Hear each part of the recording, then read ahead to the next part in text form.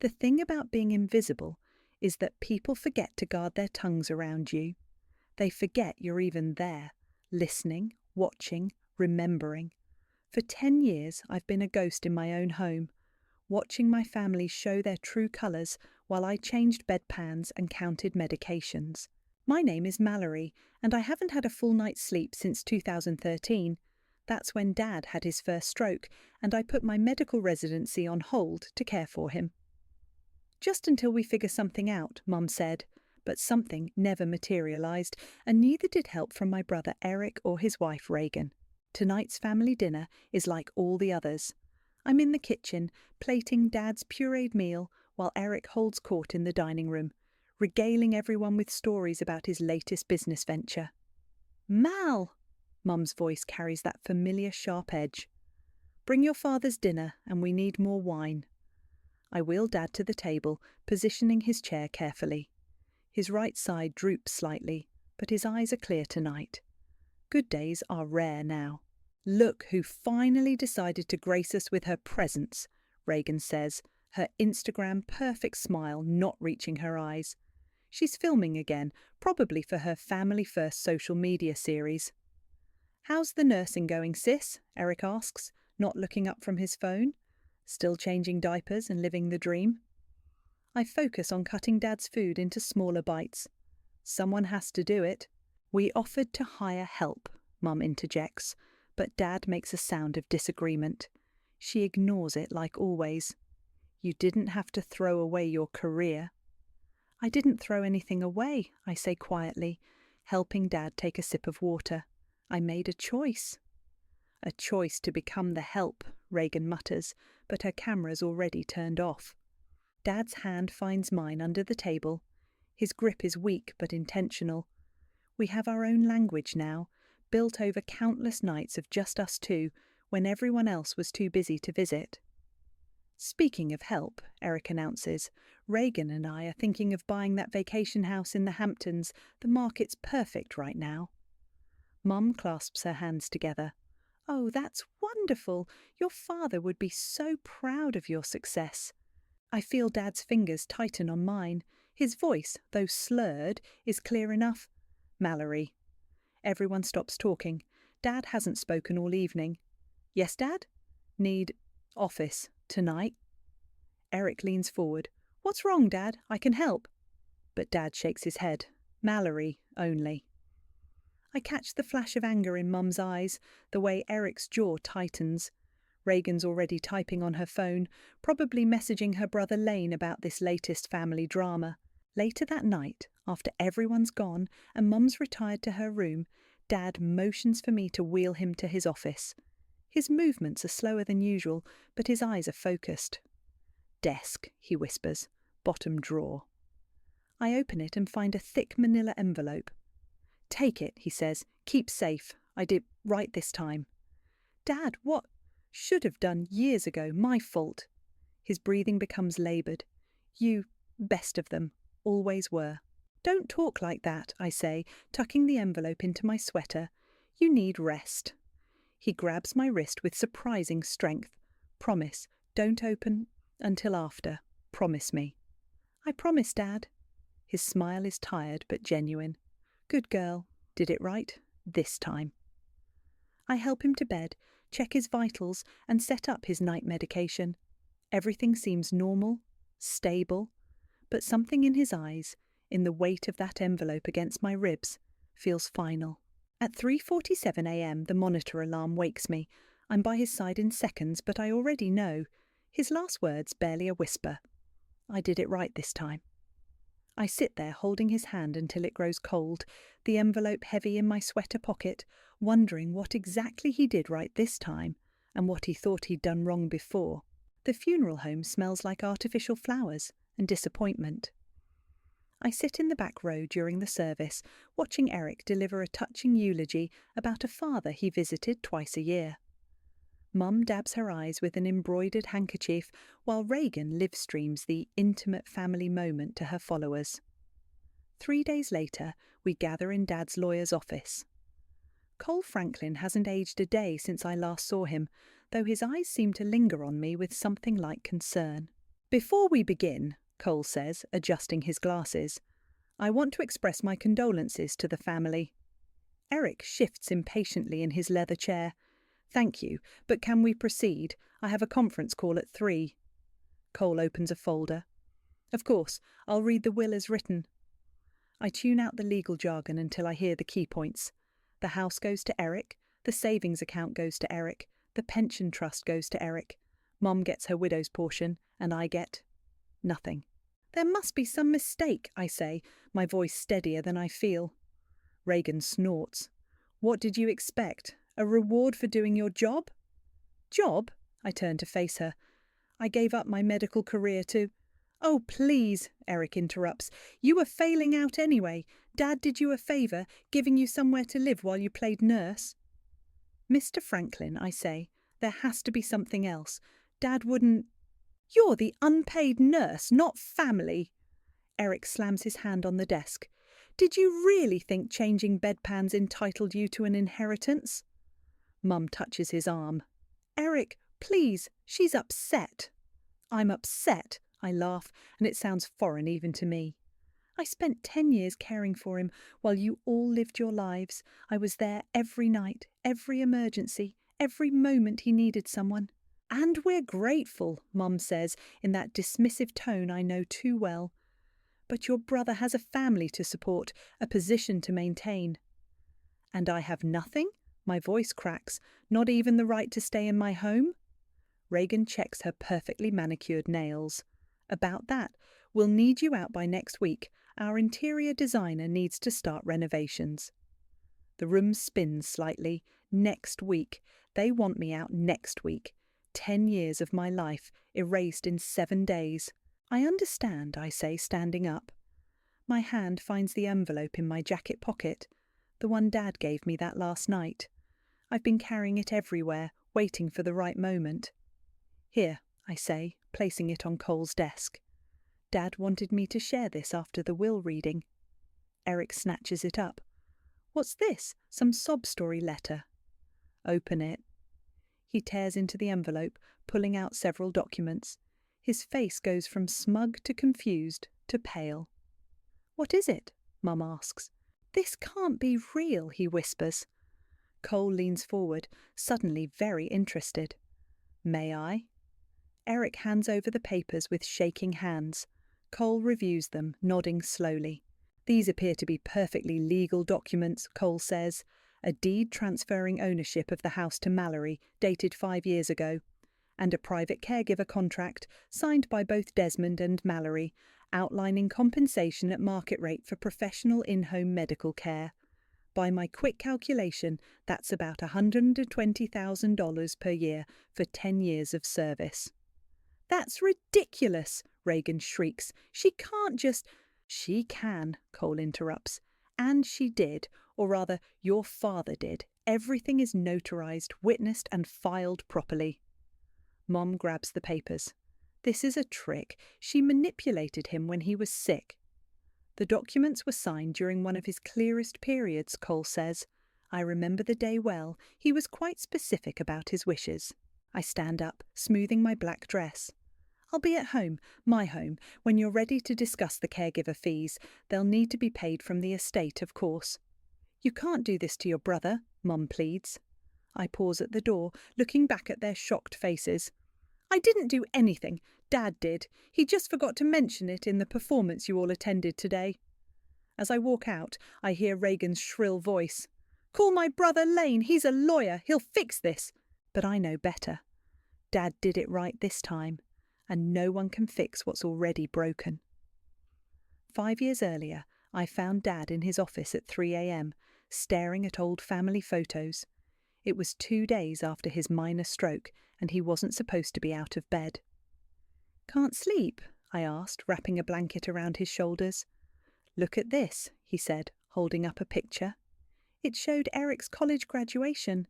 I was in the background, barely visible, still in my hospital scrubs from a study rotation. That was a good day, I said automatically. No. Dad's voice was sharp. It wasn't. I've been looking at these for hours. You're always in the background, always working, always helping, And where was everyone when I fell yesterday? Dad, where was your brother when you were up all night with me in the ER? Where was your mother when you had to drop out of your residency? I stayed silent. We both knew the answers. Call Cole, he said suddenly. Now. It's 3 a.m. Call him. Tell him it's an emergency. Cole arrived at dawn, briefcase in hand, looking concerned but alert. Dad insisted we meet in his office, refusing help with his wheelchair. I need to fix something, Dad told Cole, before it's too late. Desmond, what's this about? The house, the money, all of it. Dad's hand trembled as he reached for a glass of water. I moved to help, but he waved me off. I've been a fool, Cole, playing favourites, rewarding the wrong things. Cole glanced at me. Perhaps we should discuss this privately. No, Mallory stays. She's the only one who stayed all along. Dad turned to me. I'm sorry, sweetheart. I've been so blind. Dad, you don't have to. Yes, I do. He faced Cole. I want to transfer the house to Mallory today, and I want a formal caregiver contract drawn up, backdated to when she first started caring for me, professional rates. Cole opened his briefcase. Are you sure about this, Desmond? Your current will... My current will is what a proud father wrote for his golden boy. Dad's voice cracked. Before I watched that same son ignore my calls from the hospital, before I realised my daughter gave up everything while they gave up nothing. I felt tears threatening. Dad, please don't do this out of guilt. Not guilt, justice. He gripped my hand. You deserve more than being the family ghost. Cole worked through the morning, drafting documents, making calls to his office. By noon, everything was ready. The deed transfer is straightforward, Cole explained. The caregiver contract includes standard market rates for private nursing care, adjusted for inflation. It will be treated as a debt to the estate. Perfect, Dad said, signing where indicated. Don't tell them, not yet. Let them show their true colours first. I signed my name beside his, hands shaking. Are you sure about this? More sure than I've been about anything. Dad looked at me with clear eyes. They think you're the help. Fine. Help comes with a price tag. Cole filed the papers that afternoon. As he left, he patted my shoulder. Your father's a wise man, Mallory. He sees more than people think. Now, 5 years later, I sit in that same office, listening to Eric rage into his phone while Mom sobs in the background. What do you mean we can't challenge it? He shouts. She must have coerced him. He was sick. I can hear Cole's calm voice through the speaker. The documents were filed years ago, Eric. Your father was of sound mind, fully evaluated by his doctors. The witness signatures are impeccable. The contract terms are standard for professional care. You'd spend a fortune fighting it and still lose. She's destroying this family, Mom wails. No, I say, standing in the doorway. They whirl to face me. The family was destroyed long ago. Dad just made sure the bill finally came due. Eric throws his phone. It shatters against the wall. You planned this all along. Actually, Dad planned it. I just did what I always did. Showed up and took care of things while you were too busy to notice. Cole, Mum pleads into the phone. There must be something. I'm sorry, Evelyn. Cole's voice is firm. The house belongs to Mallory, and the caregiver fees are a legal debt against the estate. That's final. I leave them to their meltdown, walking upstairs to Dad's old room. The medical equipment is gone now, but I can still feel him here, still hear his voice. You're not the help, sweetheart. You're the only one who helped. I find Mum in the kitchen at midnight, methodically going through the cabinets. She's pulling out Dad's favourite coffee mug, the one I used to fill every morning at 6 a.m. sharp. What are you doing? I ask. These are family heirlooms, she says, wrapping the mug in newspaper. They don't belong to you. Like I didn't belong to you. The mug slips from her hands, shattering on the floor. We both stare at the pieces. How dare you, she whispers. I gave you everything. You gave me responsibilities. You gave me obligations. You gave me guilt. I lean against the counter.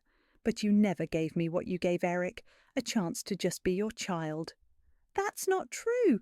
We offered to hire nurses.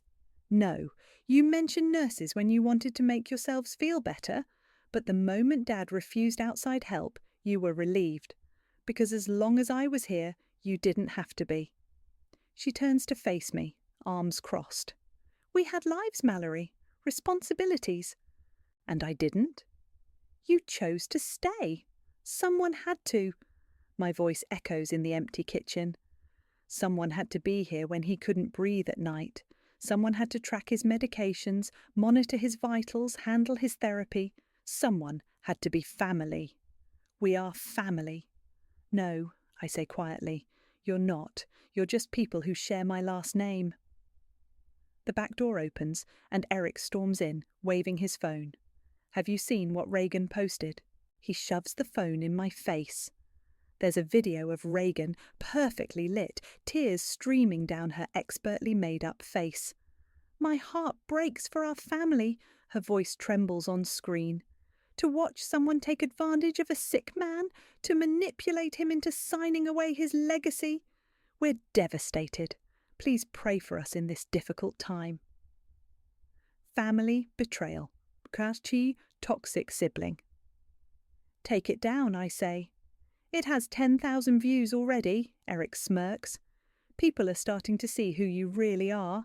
I pull out my own phone, opening a folder of videos I've kept for years. Funny thing about being invisible, no one notices when you're recording. I play the first clip. It's from last Christmas, Dad clearly lucid, speaking to his webcam. If you're watching this, I'm gone, and my son is probably trying to paint his sister as a villain. So let me be clear, Mallory is the only one who earned anything I'm giving her. The rest of you earned exactly what you gave. Nothing. Eric's face goes pale. You recorded him without consent. Actually, I interrupt, Dad recorded himself. He asked me to keep these safe. There's more. Want to see the one where you promised to visit every week and then disappeared for 8 months? Or maybe the one where Reagan complained about the smell of Dad's medical equipment ruining her Instagram aesthetic? Mum sinks into a chair. Why are you doing this to us?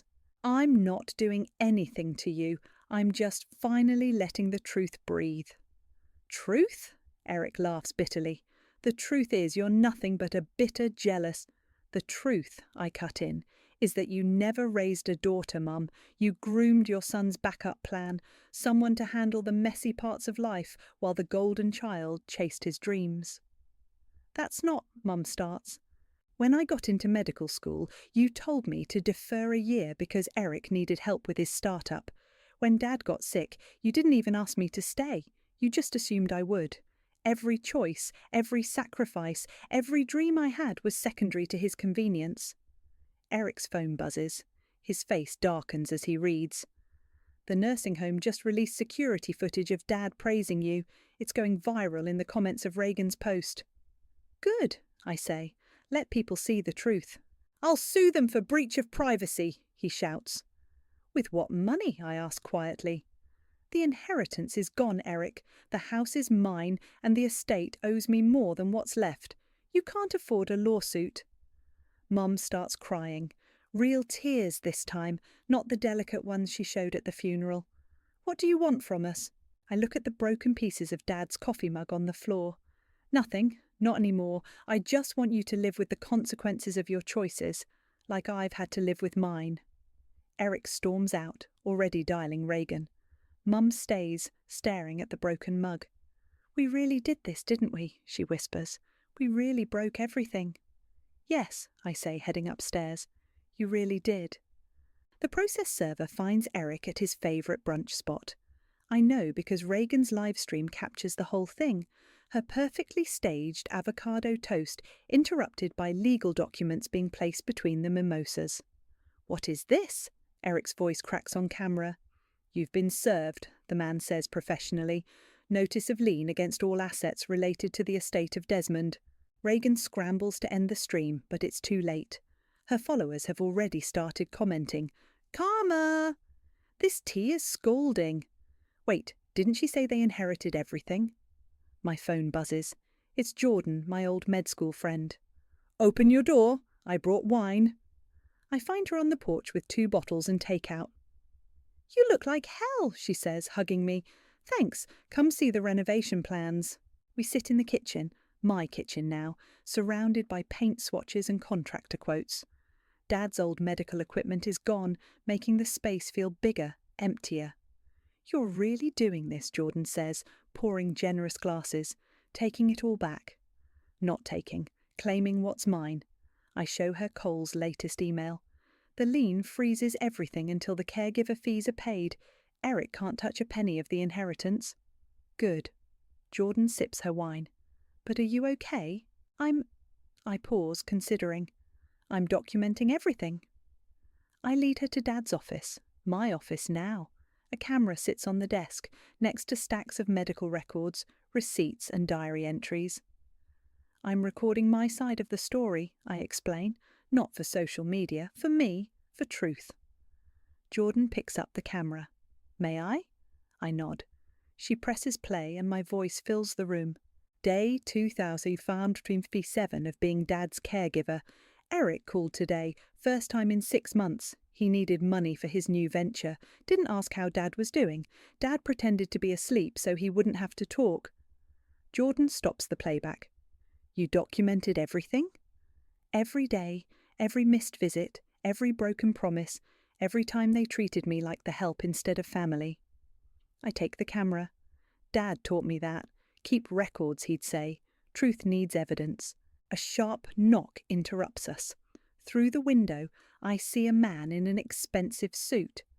"Lane Stewart," I tell Jordan, "Reagan's brother, the lawyer." "Want me to stay?" "Please." I open the door. Lane stands there, briefcase in hand, wearing the same condescending smile as his sister. "Mallory," he says smoothly, "we need to talk about this situation." "The situation where your sister publicly accused me of elder abuse?" His smile tightens. "About that, we're prepared to issue a cease and desist regarding your release of private family videos. Additionally, we're exploring defamation charges." I laugh. It sounds like Dad's laugh now. Tired but amused. "Come in, Lane. Let me show you something." In the office, I pull up Dad's video diary on my laptop. "Before you threaten lawsuits, watch this." Dad recorded himself regularly in his last years, documenting his mental state, his wishes, his observations, all time-stamped, all verified. Lane's face falls as he watches. Dad's voice is clear, his intentions clearer. "There's hours more," I say. "Want to see the one where Reagan complains about Dad ruining her brand? Or maybe when Eric promised to pay for night nurses but never did?" "What do you want?" Lane asks, closing the laptop. "I want what Dad wanted. Justice. The house is mine. The caregiver fees are due. That's non-negotiable." He opens his briefcase. "I'm authorised to offer you a settlement, a generous cheque quietly under the table, in exchange for the house." Jordan snorts into her wineglass. "You couldn't afford one door in this house," I tell him. "Not anymore. The truth costs more than you have." "Don't be stupid," Lane snaps. "Take the money before—" "Before what?" I stand up. "Before you try to bully me like they did. Before you threaten me with lawyers I can now afford to fight. I spent 10 years being invisible, Lane. Now I'm not, and neither is the truth." He leaves with his empty threats and unopened briefcase. Jordan raises her glass. "To visibility," she says. I clink my glass against hers. To evidence. Outside, I hear Lane's car start. Another battle over, but the war for truth is just beginning, and this time I'm not hiding in the background. The nursing home video drops on a Tuesday morning. My phone explodes with notifications as the footage spreads across social media. Dad's voice, clear and strong, echoes through thousands of shares. My daughter Mallory is the only one who showed up, the only one who cared. The rest, they care about my money, not me. My son visits when he needs something. My wife can't handle the reality of illness. But Mallory, she handled everything. Reagan's carefully curated social media empire crumbles in real time. Her sponsors start pulling out, one by one. Justice for Mallory trends locally. Then Cole calls. "Your father left letters," he says without preamble. sealed with instructions to release them if anyone challenged his decisions. What kind of letters? The kind that burn bridges permanently. He wanted them published if things got ugly. Are you ready for that? I think about Mom stealing Dad's coffee mug, about Eric's smugness at the will reading, about Reagan's fake tears on camera. Release them, I say. The letters hit like nuclear bombs. Dad's words, published in the local paper, lay bare decades of family dysfunction. He details Eric's financial manipulations, Mum's emotional abandonment, Reagan's calculated cruelty. Each accusation backed by dates, incidents, witnesses. My phone rings. It's Eric. "What have you done?" he screams. "I didn't do anything, Dad did." "My reputation is ruined. Reagan's losing everything. Mum can't stop crying." Funny how consequences work, isn't it? I'm getting death threats. People are calling me an elder abuser. No, I correct him. They're calling you what you are. Absent, neglectful, greedy. The doorbell rings. It's Mom, looking smaller than I've ever seen her. "Can I come in?" she asks. I let her into the kitchen, now stripped of her precious family heirlooms. "Did you read the letters?" I ask. She nods, hands trembling around her purse. He saw everything, didn't he? All these years he was watching us fail him, fail you. Yes. Why didn't he say something sooner? He did. You just weren't listening. Her phone buzzes. Another news alert. The local business journal has dropped Eric from their 40 under 40 list, citing ethical concerns. "Your brother's business partners are distancing themselves," she says quietly. "Reagan moved out this morning. Everything's falling apart." "No," I correct her. "Everything's being revealed. There's a difference." The front door slams. Eric storms in, face red. "Fix this! Tell them it's all lies." But it's not, I say. Every word is true. Every accusation documented. Every betrayal recorded. "I'll lose everything." Like I lost everything? I step closer. My career, my youth, my chance at a normal life. Where were you when I was losing those things? "That was your choice." "No," Mum whispers. "It was our choice.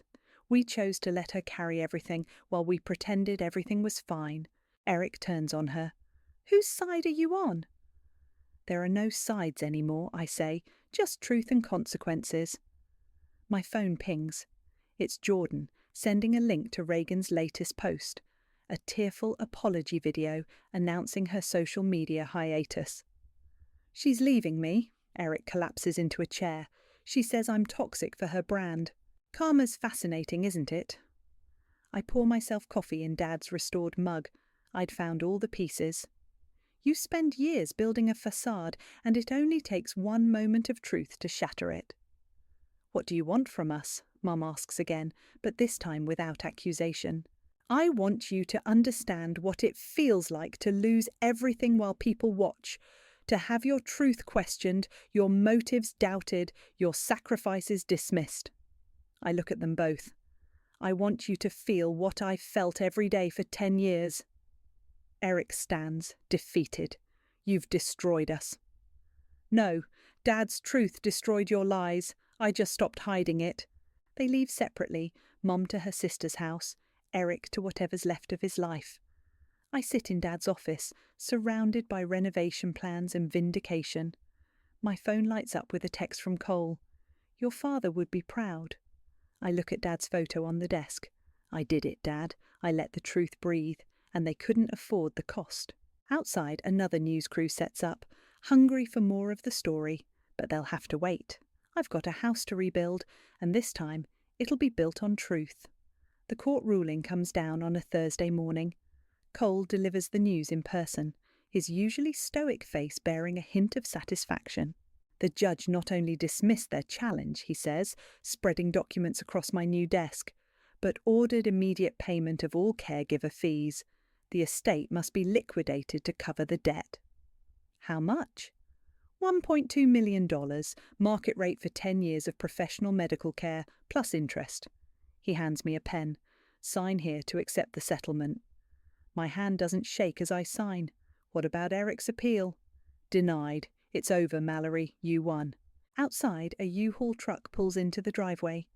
Eric starts loading boxes, his designer clothes replaced by worn jeans and a faded t-shirt. Reagan is notably absent. Last I heard, she'd fled to her parents' house in Connecticut. Mum sits on the front steps, watching him work. She looks older now, the weight of consequences aging her more than time ever did. "Need help?" I ask Eric, stepping onto the porch. He drops a box. Family photos spill across the driveway, perfectly framed moments of the lie we lived. "Haven't you helped enough?" He spits, but the venom's gone from his voice. He just sounds tired. "Where will you go?" I ask. "Why do you care?"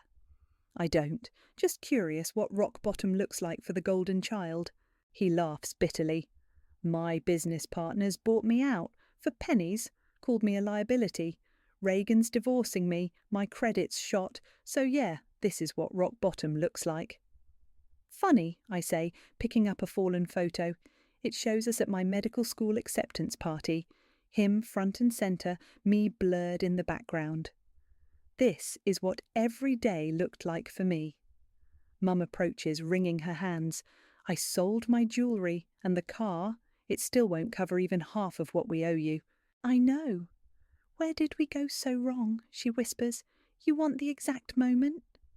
I pull out my phone, play one of Dad's videos. It shows Mum and Eric planning a vacation while Dad struggled with physical therapy in the background. My voice calls out for help. They ignore it. "That was 5 years ago," Eric says. "That was every day," I correct him. "Every single day you both chose to look away, to pretend everything was fine as long as someone else handled the mess." A sleek black car pulls up. Lane steps out holding more papers. "Final divorce filing," he tells Eric. "Reagan wants it done quickly. She's rebranding as a survivor of toxic family dynamics." Eric crumples to the ground, surrounded by scattered photos of his perfect life. "You know what the worst part is," he says, looking up at me. Dad knew. He knew exactly who we were, what we'd do. He planned all this. "No," I say, "he just stopped protecting you from the consequences of your choices." Lane hands me an envelope. "Reagan asked me to give you this." Inside is a check and a note. "For your silence about what really happened." I tear both in half. "Tell your sister my truth isn't for sale anymore." Mum starts crying.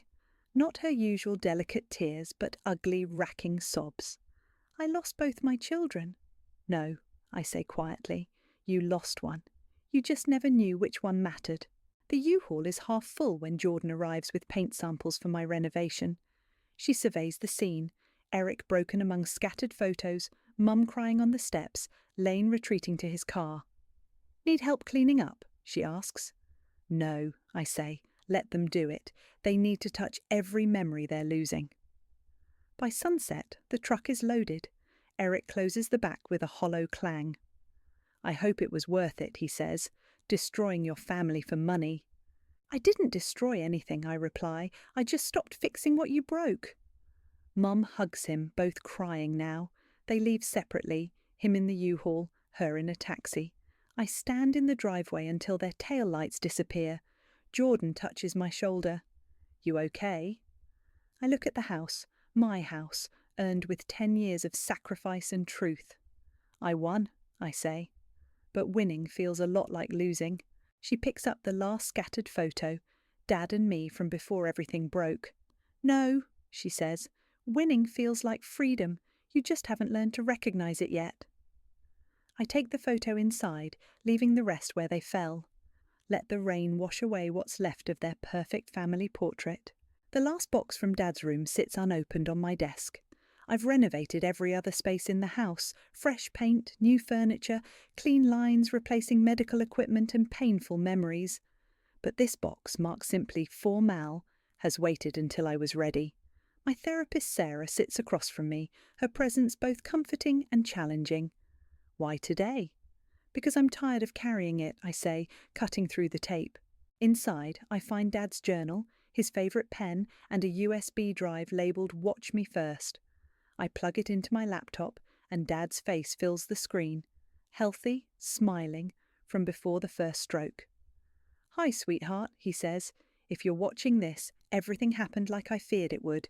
They showed their true colours, and you paid the price for my mistakes." Sarah pauses the video. "Do you want to continue?" I nod, and Dad's voice returns. "I spent years building a legacy for the wrong child," he continues. "I chose flash over substance, performance over truth. But you, Mallory, you showed me what legacy really means. It's not about money or status, it's about character." The camera shakes as he adjusts it. "I know you're probably hurting right now. Revenge, even justified revenge, leaves scars. But I need you to understand something. You were never the help. You were the heart, the only one strong enough to handle both truth and consequences." Tears blur my vision, but I keep watching. "In this box you'll find my personal journal. Read it when you're ready. It documents everything. My regrets, my pride in you, my shame for enabling their behaviour. But more importantly, it contains my hopes for your future." Sarah hands me a tissue as Dad leans closer to the camera. "The house is yours now, the money too. But that's not your legacy, sweetheart. Your legacy is your strength, your compassion even when it hurt, your ability to face truth even when it's ugly. I just wish I'd seen it sooner." The video ends.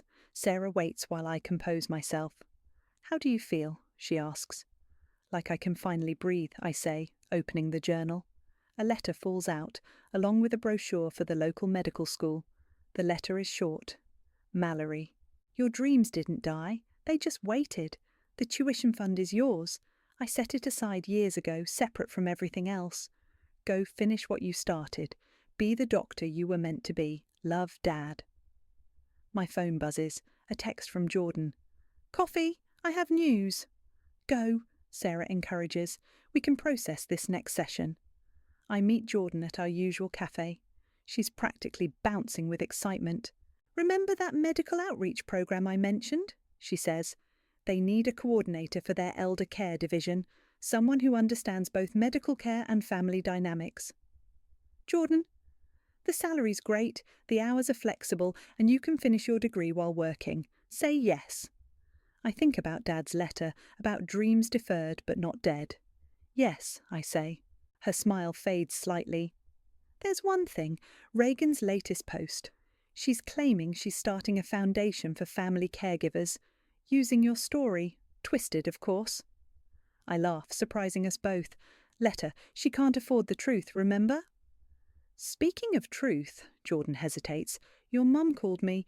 She's in therapy too. Wants to know if you consider family sessions eventually." "Eventually," I say, "when I'm stronger." "And Eric?" "Living with consequences like the rest of us." I drive home, to my home, earned with every sleepless night and silent tear. The renovation is almost complete, but one wall remains empty. I hang Dad's last family photo there, not to remind me of what I lost, but of what I found, my voice, my strength, my truth. My phone buzzes again, a reminder from Sarah. "Healing isn't linear, neither is justice. Both are choices we make every day." I look at Dad's journal, the medical school brochure, the empty wall space waiting for new memories. "They thought I was the unpaid help," I whisper to Dad's photo. "But you knew better. You knew I was helping myself all along." The house creaks softly, settling into its new foundation. Like me, it's stronger now, rebuilt on truth instead of pretense, ready for whatever comes next.